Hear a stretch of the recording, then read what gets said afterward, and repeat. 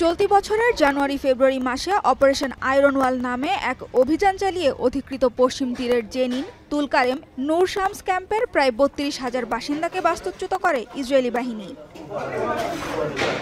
শুধু বাস্তুচ্যুত করেই ক্ষান্ত হয়নি, গৃহহীন মানুষগুলোকে ফিরতে বাধা দেওয়ার পাশাপাশি শত শত বাড়িঘর ভেঙে দেয় আইডিএফ। মানবাধিকার সংস্থা হিউম্যান রাইটস ওয়াচের ১০৫ পাতার প্রতিবেদনে উঠে আসে এসব তথ্য।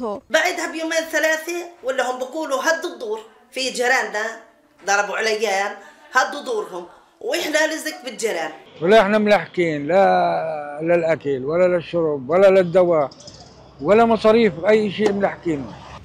বাস্তুচ্যুত হওয়ার ১০ মাস পরেও অনেকেই বাড়ি ফিরতে পারেনি বলে জানিয়েছে হিউম্যান রাইটস ওয়াচের এক গবেষক। Human Rights Watch is releasing a report that investigates and looks into the forced displacement of Palestinians from 3 refugee camps in the occupied West Bank. Nowadays, we're 10 months after their displacement. None of the family residents were able to go back to their homes.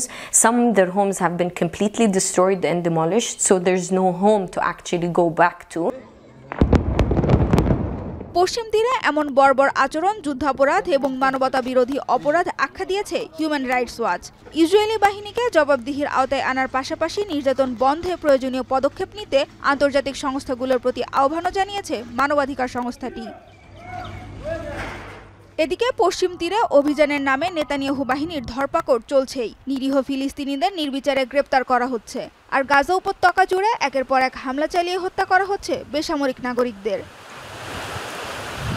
শুধু পশ্চিম তীর আর গাজা নয়, Israeli আগ্রাসন থেকে রেহাই পাচ্ছে না লেবাননের শরণার্থী শিবিরে অবস্থানরত ফিলিস্তিনিরাও। বিদ্রোহী গোষ্ঠী হিজবুল্লাহকে লক্ষ্য করে হামলা চালানোর দাবি করলেও সেখানেও ভুক্তভোগী নিরীহ ফিলিস্তিনিরা। দক্ষিণ লেবাননে ফিলিস্তিনি শরণার্থী শিবিরের কাছে প্রশিক্ষণরত হিজবুল্লাহ সদস্যদের ওপর হামলার কথা স্বীকার করেছে ইসরায়েলি সেনাবাহিনী।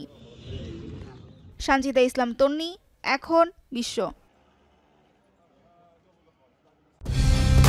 কালার এক্সপার্ট, জর্জ স্যাপ এবং মাইল্ড অন হ্যান্ডস টেকনোলজি সমৃদ্ধ অরিক্স ক্রিস্টাল ওয়াশ আপনার লন্ড্রি এক্সপার্ট।